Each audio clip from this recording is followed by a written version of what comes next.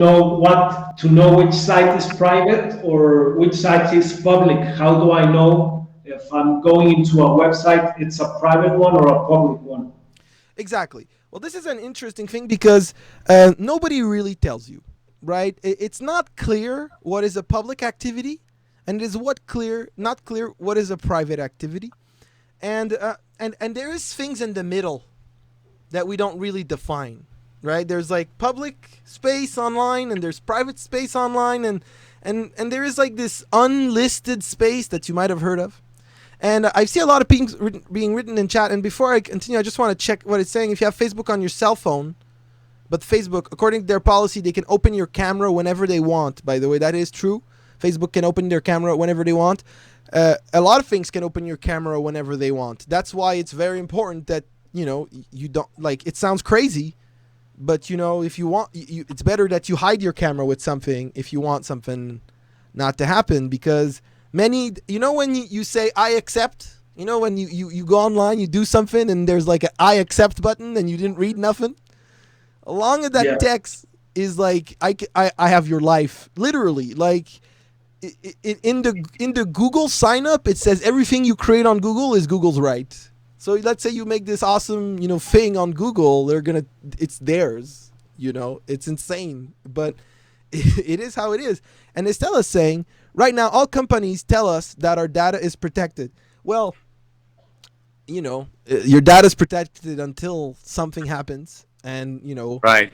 like, I'm going to tell you a great example. In Quebec, here in Canada, we have a place called Desjardins, which is like a bank. And a hacker found a way to download all the account names, all the account numbers, and all the account passwords online.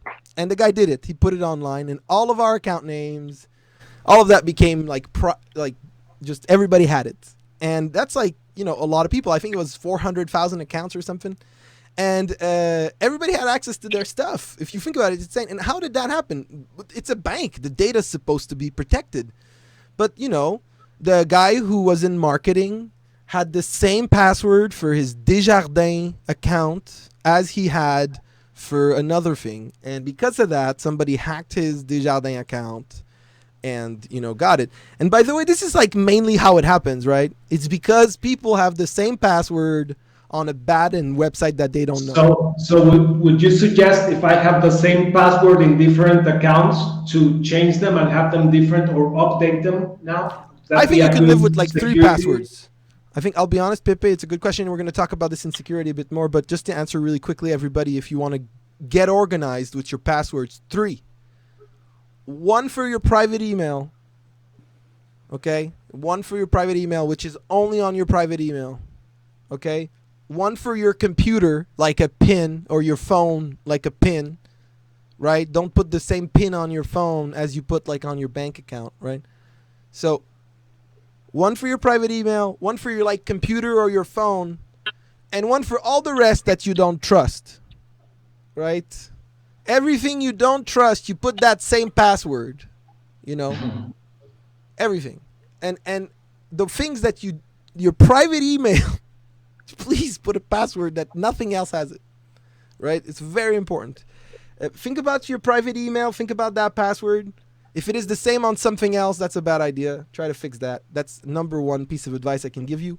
And to come back to that question about online identity and private and public space, you have to differentiate the difference between social media. Every time something is called social media, it means there is a public sphere to it. Pinterest is public. Facebook is public. Instagram is public. Snapchat is public. There's a lot of these things. What happened with the bank token? I'm not sure, Estella, what you mean. You don't actually have to erase your old email, by the way. You can keep a new one. You just create a new one, or you can go change your password. You can just change your password. That's it. Just changing your password is good, and you can do it for sure. And that's the important part. Alexandra asked, it says that she will need to have to change all her passwords because of her goldfish memory. Is there a tool she can use to remember all her passwords, or she needs to write them down somewhere, or how? passwords is going to be another topic in our security issue for sure. And I want to give you an idea that there is a solution called a password matrix, which is easy to remember. Actually, you will only have one password. You won't have three.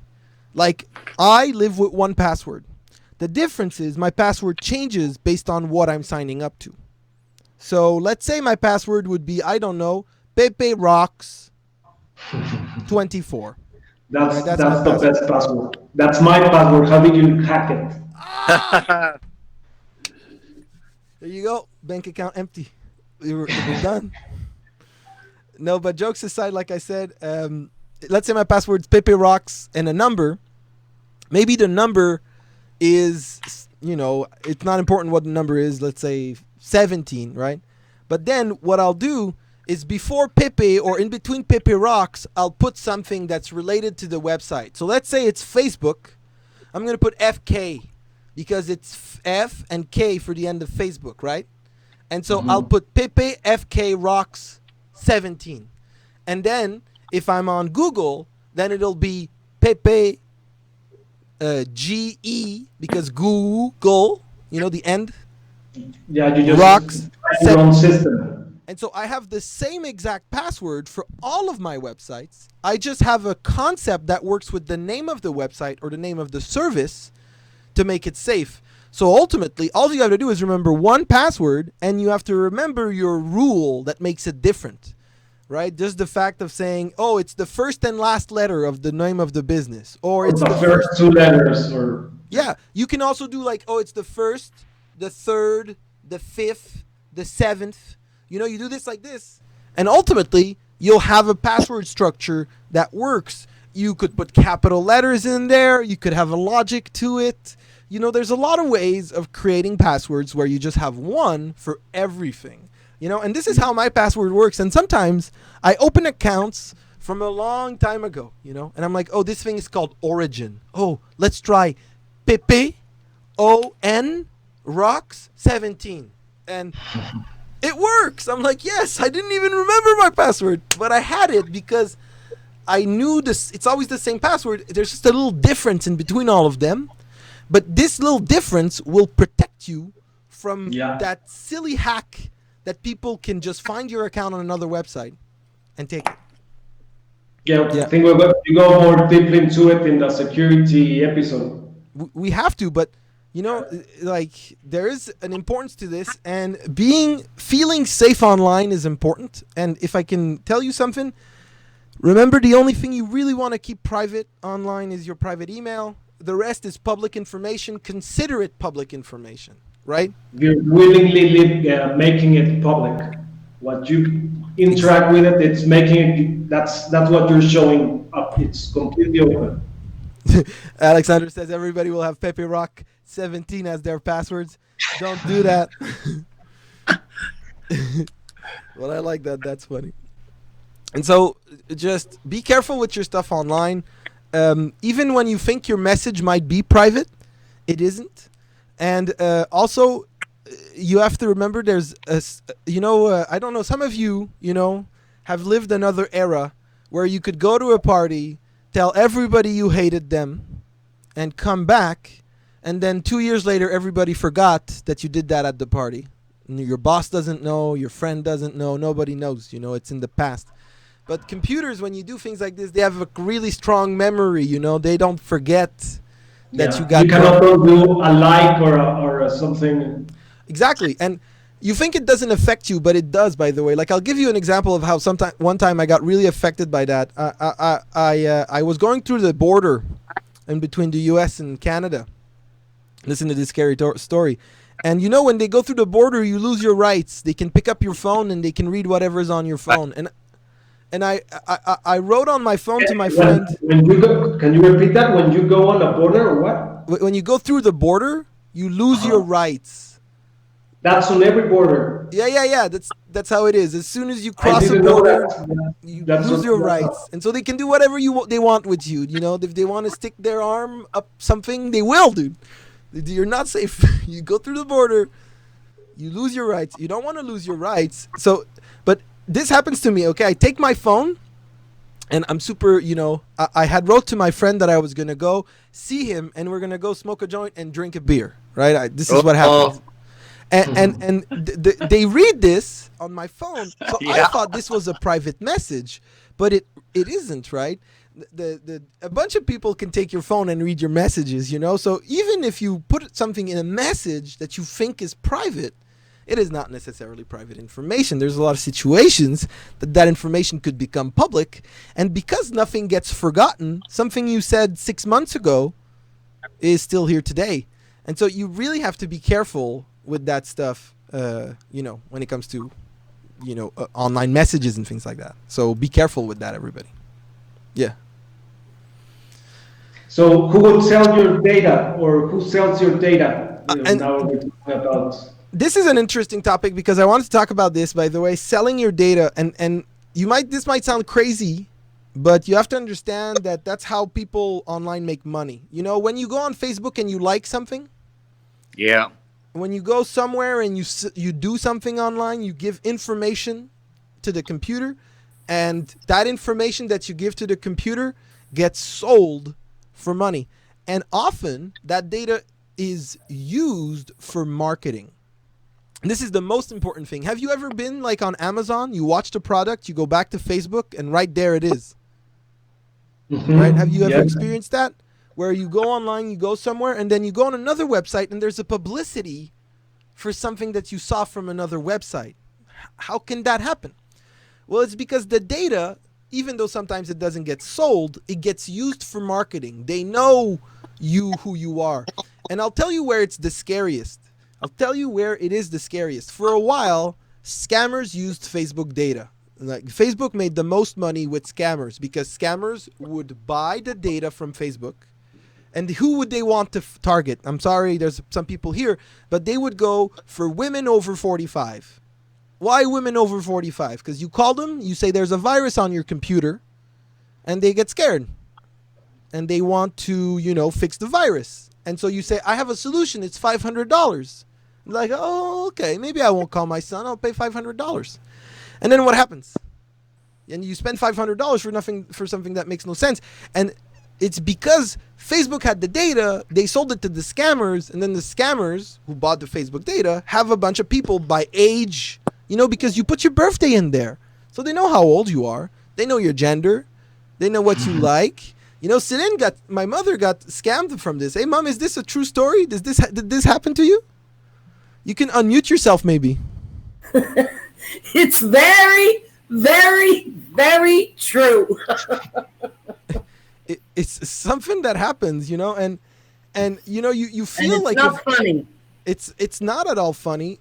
And by the way, that's something that's weird. And if your computer ever tells you that you have a virus, don't believe it. Yeah. Okay, don't believe your computer. You don't. If your computer tells you have a virus, don't believe it. Okay, just don't. All right. Yeah. just it's not true. Okay, like, do you know how many years you think I've been using computers? Right, 20 years, almost now 25 years. Do you know how many of those years I've had an antivirus? They won't believe you. None? I've never had an antivirus. I've lived my life without an antivirus for the entirety of my existence. That's the same reaction I get when I tell people that for so many years I never had antibiotics. It's the same thing. If you take care, if you have a password that's different, you should be safe online for things to happen. There is some pieces of information that you have to be careful, right? And that's when you install things. Have you when you go on the App Store, you click Get, you install things. That's the dangerous moment. When you install things, you could install a virus. I'm good at understanding how to install things properly.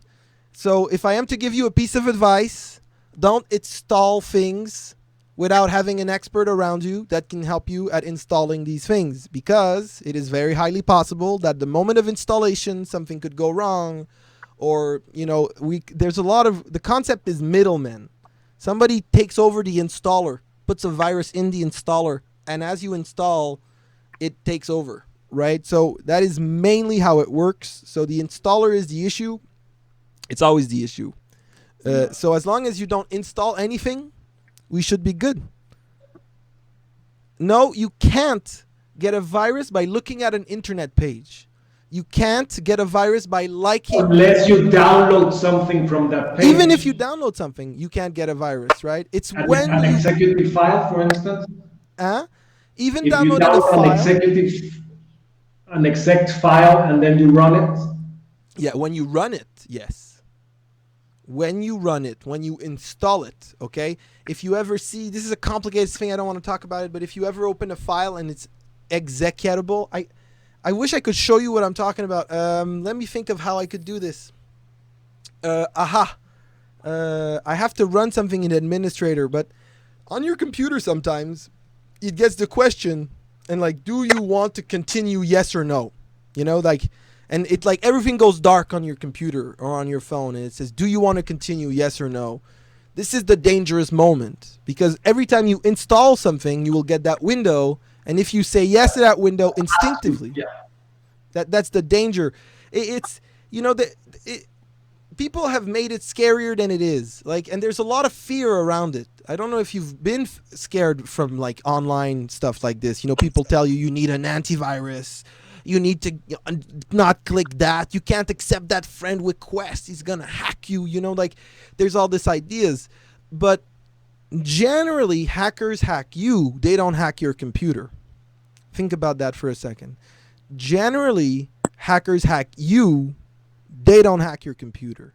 They figure out a way to scare you, to talk to you, to get you on the phone, to tell you that something's wrong, and to make you trust them. They will hack you. They will not hack your computer. There is a time where they could hack your computer a long time ago. But in 2021, with Windows and Android and iOS and how it's done, I don't think an individual could do it. It's like a government or like a group, something very, very strong. Right? That's really, and that's important that you remember that your data is sold. So every time you do something online, you're participating in like your data being sold. And the worst part about it is that some of that data knows your birthday. Some of that data knows your phone number. Some of that data is and think about your private email, right? All that's getting shared. And it sounds scary, but it's really happening. I don't have Facebook now. It's been 3 years. I don't believe in Facebook. I've read a lot on it, and I completely recommend you not being on Facebook. But at the same time, I'll tell you what happens when you're not on Facebook for 3 years. You don't get invited to any of the family parties. You know, all of your family forgets you exist, and you don't get invited to anything anymore. That might be a good thing. Well, you know, it is a good thing, but sometimes it is a sad thing. I'm lucky. My mom, she does it for me. She takes the risk of being on Facebook for me. She does it. But at the same time, it is scary. Yeah. Exactly, Estela. I know you are worried and people are asking your email, which is why Pepe told us that it's useful to have more than one email. You can have one for like the people you don't trust and one for the people you trust. You're allowed, and it costs $0 to open a new email. Literally $0. So And it's so having one where it's linked to your bank account or linked to important services. That's the one that you cannot have the same to give it to someone that just asks or to sign in for a subscription to something or something else. Yeah, exactly. And you see, it's really important for real. Like that you think about your email differently. A lot of people don't think about it differently. And it is the most crucial piece of information online that you have. Another piece of crucial information online is your birthday. You know, like it might sound crazy, but when you call your bank, what's the first question they ask you for your security? They say, for your security, I would like to ask you about your date of birth. And then, you know, on your Facebook, you've got your date of birth right there, public. And some people, they say it's not even public. They say, oh, mine is private, or only my friends can see it. And then all of your friends on your birthday, what do? They go on your page and they're like, they congratulate you on your wall. That, it's your birthday. I'll send you big hugs. I hope everything's great. Congratulations. to me it's crazy because then one of these persons isn't private. One of these people is public, and they post it on your wall publicly, so everybody knows your birthday now. And even some of them are going to go ahead and say, "Happy birthday! Nice to turn 40 this year." And so they'll know not only the date of your birth, they'll also know the year because you told the it's so silly when you think about it. But I can tell you, my girlfriend's a genius on something of this. What she does is she has 3 birth dates, right? The one that she tells Facebook, the one that she tells me, and the one that she tells her family. And so it's very confusing to know when her actual birthday is, all right? I can't believe you're actually sharing this. You're still mad at me because I didn't tell you my real birthday. But I knew you were good with internet, so I couldn't trust you the first year. But it's good now. You have 3 different horoscopes, and you can decide which one works better for any situation. You see, I wasn't smart enough. I choose all the dates within the same month. So I'm stuck with the same thing. But that would be smart. Next year, I'm going to change it. Yes. So the birthday is... And you said it's your email, Jamie, it's your email and your date of birth. That's very important to keep as private as possible. Yes. Like your email and your date of birth. To try, if possible, take it out from social media that it's open, that you just gave it willingly. You're just giving it, and it's a very delicate thing to have open. Yeah. Online, your email and your date of birth are things that you tell your family, your friends, something that you won't go ahead and share easily with people. If you want to do a fun test that's really insane, you make a fake email, you go on Craigslist, okay, or on Kijiji or whatever Facebook ads pages, and you do a message saying, I'm selling a carpet, and you put that new email. Wait 2 days and think about the spam you're going to start receiving. You don't even know. You think you're not going to be receiving spam. But I tell you, you go on Craigslist or anything and you put your straight email in there and spam comes instantly. It's insane. One time I made the mistake of putting my email in like a Craigslist ad. And I'll tell you, I had to change my email. I had to remove everything because all of a sudden I was receiving 45, 60 emails a day of spam.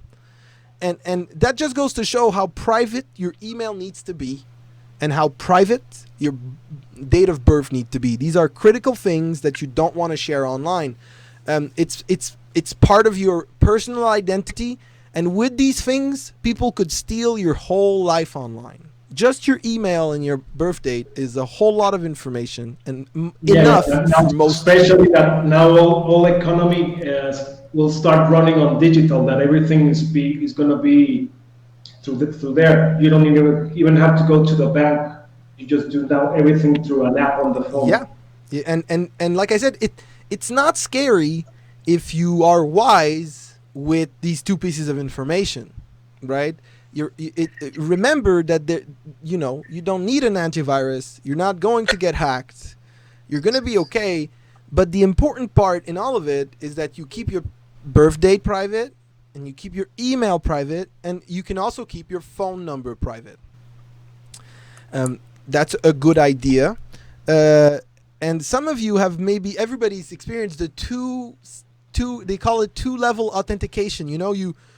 You sign up, then they send you a text message, or you get some. You've had that, Tony, right? That's a very smart thing. It's very difficult to if you've got that, it's very, very hard to lose your stuff. I completely recommend it. If you certainly on your main email, again, your private email, you really want to have a robust solution for it. And so if you have that, you don't have to stress too much online. Remember, you don't have a virus, right? Don't worry. As long as you're not installing anything, nothing's going to happen. If you don't remember. And the people that are going to hack you, they're going to call you and they're going to ask you to install something, right? Anytime somebody says the sentence, install something on your computer, you have to say no, unless it is somebody you trust, right? No trust, no install. Please be careful, right? And please, if you've got kids and they're on your computers and they're installing things, tell them to go on something called Steam. Steam is a tool that lets you install games and there is zero chances of getting a virus. Steam, it's called. So if you've got kids and you're scared of them getting viruses on your computer, ask them to only play games that are on Steam. There's no chances that they'll get viruses. And remember, installations are scary. That's where the danger is. Installation and sharing your email and sharing, that's very serious. And yeah. So they're very concrete tips. It's not installing, not giving your email, not giving your phone number, not giving your date of birth. Yeah, and not writing it online anywhere, right? If you give it to somebody, put it on a piece of paper. Try to be careful with it. Alexandra? I have a question. It's because sometimes there are websites that you either need to register or you want to have an account there. So there are some information that they're asking you, and most of the times the information that basically you're saying like you should keep it for yourself or you should really be careful of. Yes. By sharing it. Yes. Are the information that they're asking, and that kind of go to what Celine mentioned in the chat group. Like, is it the new way to communicate, not giving the right info? Like how? I didn't understand what Celine said. Nice that you got it. What do we need to keep to ourselves? That's an awesome question, actually, and I'll be honest with you. It's difficult to answer if you have to give the right info or not. Should you live a life with the fake online, like your fake birthday, all the time online? Should you know that this is always the same birthday that you put? Well, I don't think you have to, and I think that as long as you maintain when you register to a new account, as long as you maintain a vastly different password in between that and the exact email address you put there, I think that's going to be good. I think you can also put the proper birth date there, because most of the time they ask you for that birth date for your security, but at the same time, and it's going to, well, it is possible that, it might be a bad idea, but it's way better than on Facebook, right? It's way better than on Facebook. So if you register an account, you put your email, and by the way, this is why it's useful to have two emails. One private, one that is only shared with your family, one that is only shared with your friends, one that is private, and one that you use for everything else, just for whatever, right? And for me, what it was I have my work email, which became everything else, and I have my private email, which remains a private email to this date. Like, I wouldn't give it to you. I wouldn't give it to anybody. And most of the people around me don't even know about this email. It's such a private email that it has everything connected to it. And so it would be very difficult for somebody to hack me because my email is so private. And so you're allowed to have more than one email, and you're allowed to have one that is connected to all of the things you don't trust.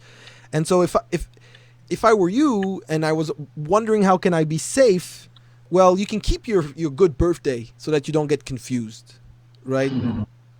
You keep your good birthday, right? Just don't get confused, right? Just put the right one. But you can use another email. That's a good idea to have another email. But yeah, that's a good question, and it's a difficult situation. I'm sure that right now most of the people feel relieved to know that we can keep our birthday the same date. Yeah. Just by you saying that, I saw like a couple of people just being like, okay, I don't need to think about like another day. Yeah. Oh, another one to think of. Yeah. Like I said, you can just remember of not sharing it. I'm not saying don't put it in a register account. I'm saying don't share it. And ultimately, I think that if you do this, you should have a good time online, and you should be okay. And just try to think about what you put online. And what's nice is there's a new movement coming where people don't want us to create accounts. Like, with my students. There's a thing I can't ask my students to do. I can't ask my students to register to an account. That's a law as an instructor in Canada. You're not allowed to register an account for your students. That's it. You're just not allowed. And so Why? Well, because it's the action of registration which is a bit dangerous, and you can't make sure that all your students are going to do that registration process properly. You don't know they're not going to put the email from school plus, they're going to put the same password. So registering accounts is a bit dangerous, but if you follow these guidelines I gave you, you can register new accounts. You shouldn't stress too much about it. All right. Yeah, so in that sense, what would be talking about social score and how does that work? Because it has to do a lot with creating accounts. What is my social score? What's that? Social score. Have you guys heard about China and their social score? Because that's unbelievable, right? In China, they have a Facebook. It's not called Facebook. It's called WeChat. WeChat. If you didn't hear WeChat, you can Google it. It's called WeChat. And in China, with WeChat, what they do is you pay your taxes on WeChat. You pay your tickets on WeChat. I don't think we're too far away from that being brought to this part of the world. Well, I think, I don't know what's going to happen, but we already have a social score. It's called credit score. If you don't pay a bank, you got a bad score and they won't loan it to you. So we have scoring in our system also. There is scoring in both systems. It's just that for us, it's like it's a private sector that holds our data, but in China it's the public sector that holds all your data. And it's true, by the way, if you are bad on social media, on Facebook and things like that, they can stop you from traveling. Your score on WeChat in China, and it's mandatory as a Chinese person to be on WeChat. If your score is negative, you cannot travel. You cannot send your kids to the good schools. You can't go to certain stores. You aren't allowed. And this is something that's happening right now in China. This is not something that's in the future, in the past, in a dystopia. It's now. People have a social score which is based on their identity online, and it might happen to us too, right? Like our governments might create a platform for us to use like they did. There's not only WeChat, there's also one in Russia, right? The Russians have the exact same concepts as WeChat. I think it's called Strela or something. I can't remember the name of the Russian one. Your pronunciation is not precise, but pretty close. Yeah. So who has access to this information then? Which one? The one on WeChat or the one on Facebook? The one in China, just the government or everybody can see it? Just the government. So if you trust your government, it's nice. But if you don't, it's a bit scary. Forget it. And it's like on WeChat, you can't say, don't track me. You know how you go on Facebook, you can say, don't track my position? On the WeChat in China, you cannot. It always tracks your position. And so, a lot of people say China didn't deal with COVID properly, but they do track the position of every Chinese person with a smartphone, And so maybe they can do something more powerful than we can do where we don't know where anybody's going. Actually, just today I learned that 1/3, 33% of the Canadian people aren't following restrictions. They aren't following nothing. They're just doing whatever they want. And that's a lot, 33% when you think about it. In China, they couldn't have 33% because they know where 98% of their people is going legally, right? Like on their phones, everybody knows where everybody is. I can't imagine what it must feel like to be in that society. Big Brother, is already watching us here. Imagine there. It must be unbelievable. And so we don't know if social score will come to us. We have credit score, which affects how much how good you are at spending your money. But knowing what the social score is and starting to take care of our identity online and deciding what to publish or what not to publish, what to like or unlike, it's just keeping you in a neutral state, so you won't be pushed in any way or any direction. Exactly. Well, current policies or the current way of thinking. Well, I think that the last topic that's really important to me in this, because we've got 10 minutes left, everybody, and then we're done, and I'm very happy you're all here talking about this with me. It's some important stuff. Online life is very serious, and I'm very scared for a lot of the people in my life because I see them do basic mistakes, and before I used to be on Facebook and I was telling people about their mistakes, and then I realized there's no point in doing this. I'm just going to let people do their own mistakes. But your identity will define an algorithm. And the thing I really want you to understand now is the dangers of the algorithm, which is the reason why I left all these things behind. Okay, the algorithm and your online identity go one in one. So you go online, you do something, and then the computer's like, oh, you liked that picture of a dog. Cool. And so next time you connect, it's going to go, oh, nice, you like that dog. I'm going to show you 2 more dogs now. And then you go ahead and you like two of the dog pictures again. And so it's like, oh, so cool. This person loves dogs. So I'm just going to keep giving him dog pictures. And that sounds really nice, doesn't it? Like, oh, yeah, cool, I'm getting dogs. But now, when it's not dogs and it's Nazism, right? Or it's fascism, right? Or it's violence, or it's rape, you know? What about these topics? You know, you go ahead, you see a post that says, you know, death to all black people.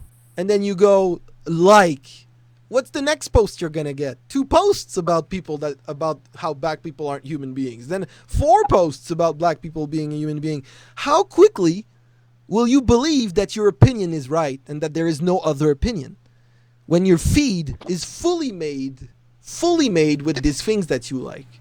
It isn't a representation of reality or the public anymore. It is a representation of what you like and the thing giving it to you. Even the comments, when you watch, you know how there's maybe 1,000 comments? Sometimes you get the top comments. The top comments are based on your online identity. It's based on who you are. So if you are generally against these types of posts, there will be comments that are there to say that they're against it. And if you're generally for these types of posts, you're not going to see all of them. The tool will decide what to show you, and you won't be able to make proper decisions anymore. You're going to start believing that what you say is the truth, no matter which spectrum of the side you are, which is explaining what is happening in the USA. So are you telling me that life is not filled with cute little kittens all around?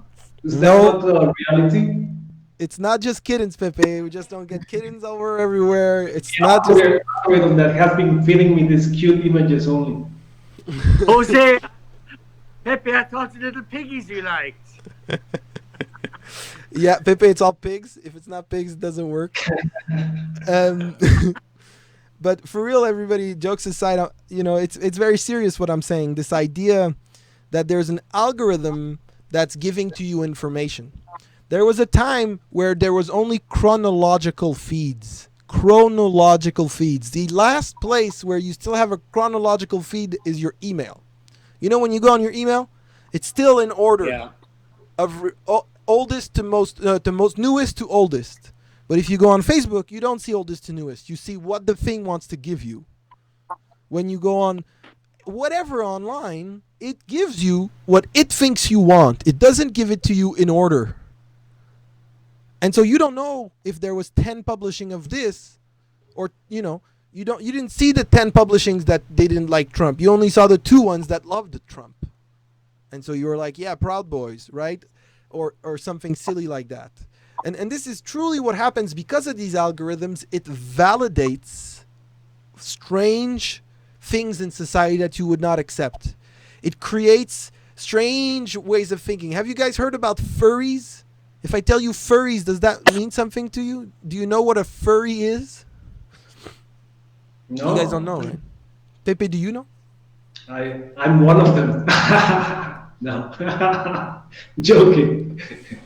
You know, this concept is easy to understand because furries are people that believe that they're not human beings.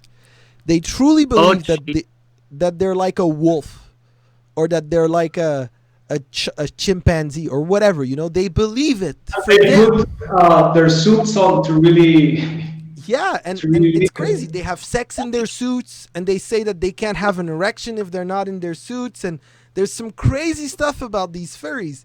And, you know, if you're the only furry in your city and you go to school wearing your dress saying that this is you, everybody's going to tell you you're crazy and that you can't do that and that you shouldn't do that, right? And so society will protect you from something so weird in a normal society. But online, with validation, since you're going to make friends that are furries online, that live somewhere else, but they're your friends, you're going to make a whole circle of people that are furries, and you're all on your computers going to validate yourselves. You're going to be like, oh yeah, it's so true. I feel like that. I feel like a wolf. Let me howl at the night. Ooh! You know? But this would never happen, right? This would just never happen. Almighty. I'll be able to sleep tonight. after this. No, but it's I insane, won't be you able know. to sleep at 1 in the morning here. You know, Unbelievable. I've seen some posts of people eating raw meat, you know, being like, I'm a wolf, I'm gonna eat raw meat. I can imagine them being sick, you know.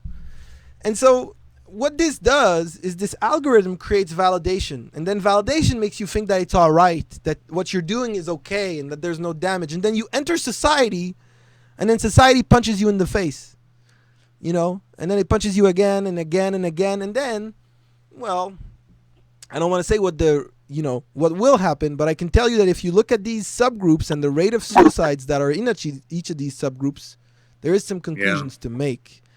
Because, you know, you can be validated online thanks to your algorithms, but when you reach society and it says no to you in your face over and over again, no matter how many friends online that tell you you're okay, you know, it's going to be hard on you. And that's serious. And that's the scary thing, and that's what I didn't like about it. I felt like when I was on Facebook and when I was on these things, that Facebook had so much information on me that it would control how I thought. It controlled what I believed in. It controlled my debates.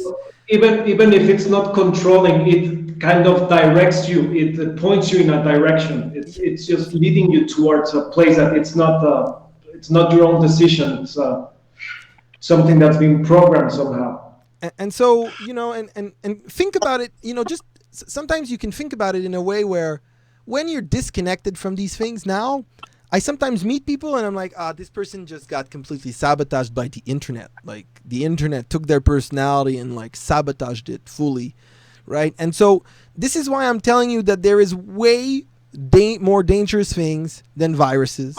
Way more dangerous things than, you know, a lot of this. And these algorithms online that are telling us what we like, you know, there is some danger to that. And, you know, I'm not sure how to do it. I've decided to leave it because I could not handle my mind getting manipulated like this from all this algorithm stuff, from the people around me. I just couldn't do it. And sometimes it even made me hate some of my friends. You know, like I would look at a friend, he would post something, and then it would make me want to unfriend them. You know, I have some people tell me, I see this guy, he's promoting Trump posts. I can't be his friend. I'm going to unfriend him. But you don't know this person, what they're doing. You don't. If you would meet him in person, you wouldn't worry, you know. Why do you have to do that? Why do you have to create these already negative bonds with people that you don't even know? I think what it's doing, it's making everything very polar, like very black or white, because they're very intense topics that you have to be or pro or against. You cannot be in the middle or still talk with people that think differently. It's having the free choice of thinking on your own. You don't have to have the exact same belief that someone else. Yep, it's making, you know, me and you, Pepe, we love diagrams. I don't know if some people here are fan of like diagrams and imagery diagrams, but you have to imagine it like as circles, right? The internet is creating circles. You're in a circle, and then that circle has subcircles. And then sometimes there's a whole other circle that's completely disconnected from the other circle, and circles are going farther and farther apart and creating new circles. It's super weird. There's like so many movements that I've studied online that just blow my mind that have been created. Like some of you might have heard of incels. Have you ever heard that expression, incel? Yeah, but I can't. You did, Tony? An incel. So what is an incel? I read it today and I can't remember. I remember reading it somewhere. Incels. I can't remember. Incel is involuntary celibate. Involuntary celibate. Yes. I heard it. It's people Didn't some guy commit murder based on that or something? Exactly. Right? There's a group of guys online that have a hard time finding girlfriends, and so their solution is saying that women should go back to the kitchen. Yeah. That's the solution. And this is young men that are there saying that women should go back to the kitchen because, you know, we are men and we need to be, you know, respected. But it also leads to a lot of violence towards women as well. I mean, they have attacked and lashed out in that as well. Yeah. I wouldn't like that. But exactly. And it creates some weird thought processes. But this is, again, these algorithms affecting people and how they are. And so Wow. this leads to the last question, because we're at the end of this session and I don't want to spend too much more time, and I'm really happy you were all here, and thanks Pepe for helping me out with this always. And I'm going to leave you on this note. Just remember that every time you do something online, it's tracked and it will be brought back to you. Okay? And so if you choose to do things online, think about why you're doing them. Are you doing them because they make you happy? Because when you go and you like it, you're like, oh, I wish somebody liked my stuff. Is it for happiness? Are you doing it for social acceptance? I know that there is a huge downside to not being on Facebook, because a lot of people talk through it. But at the same time, you have to think about what it does to your mind to be doing that. So if you're not on Facebook, right, great. If you are on Facebook, think about that feed. When you're scrolling through it, when you're on whatever, remember that you're getting manipulated through it, right? And that's the You're key talking part. about Facebook, but it's the same with any other social app, be it Instagram or Even Google. Reddit, Even Google. When you Google search, if I Google search something here, if you guys want, we can try it. We could all go on Google, do the same search, and we would all have different results, right? If you go online, you write the best coffee shop, none of us are going to have the best coffee shop, right? It's just, Thank God. right? Not one of us. So, even when you think you have the answer, you Google it, you think it's true. It's not necessarily true, right? Like there's some depth to this, and the algorithms play with our minds, and it's very scary. And, it's unbelievable, really. And it's the future of where we're going. And so you can choose to, be part of this strange experiment, because it is a strange experiment where they're giving you stuff, or you can choose to not necessarily participate. But at least now you're part of an experiment, which is not the most positive note to end this class on. But there is no positivity. It was so pumped and excited, James. Yes, I know, guys. But thank you for coming. If anybody has some specific questions or things that they're scared of or want to know, or I'm here. But on this note, I'm happy you all came for this very introductory session on identity. Next Sunday, we're having a session with Pepe on breath. I'm sure he's going to share with us some cool exercises that are going to help our brains feel oxygenated. Nice. And that are going to give us some great, I don't know how to say it, Yeah. right? Some great vibes, because it's not in the tech series that you're going to get great vibes. No, More stressful learning. vibes sometimes. I think with advice and tips you gave us, it's a very good starting point to start thinking about it and to start knowing that it's an important thing to pay attention to. Absolutely. It's something that just jumped into us. Technology just showed up from behind the bush, and now we just have to deal with it without having any preparation for it. It's just like, oh, you have to say, oh, okay, you have to install. Oh, yes. Do you accept? Of course. Without Of course I actually, accept. What am I giving? What am I doing? What is this? All this Yeah. going. Ultimately, it's to step back and wonder if you're working for your computer, if the computer's working for you.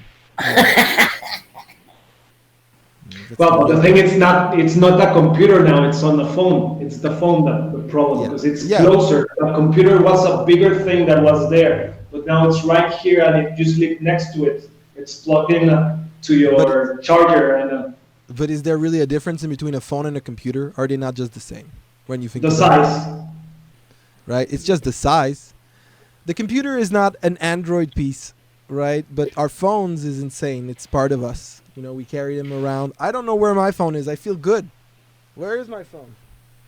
I have no clue. Isn't that great? Could you say that? Could you say, where is my phone? Do you know where it is? Or you have a clear, it's I right here. can, because you're always losing everything in the house, so I'm not surprised that you don't know where's your phone. But that's another subject. Oh, that was a good one. I never know where my phone is answer. for sure. Anyway, it was really nice to have everybody. Thanks for coming. Thank you, James. It was really, really nice getting to get this information in and start start digesting it and starting to make some steps towards a healthier digital life. Absolutely, and that's why we have another session which is going to talk more about your online security.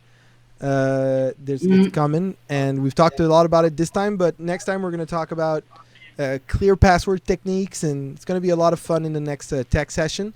But like I said, I'm also looking forward to your session next, Pepe. So everybody have a great rest of your evening, Tuesday. And, it's 1 a.m. for you, Tony, so thanks for being here. Hey? Good night. Sleep It well. was worth it. Thank you. Take care. And thank you, Pepe. Thank you, James. Thank you for coming, everybody. Thank you for coming. Thank you, guys.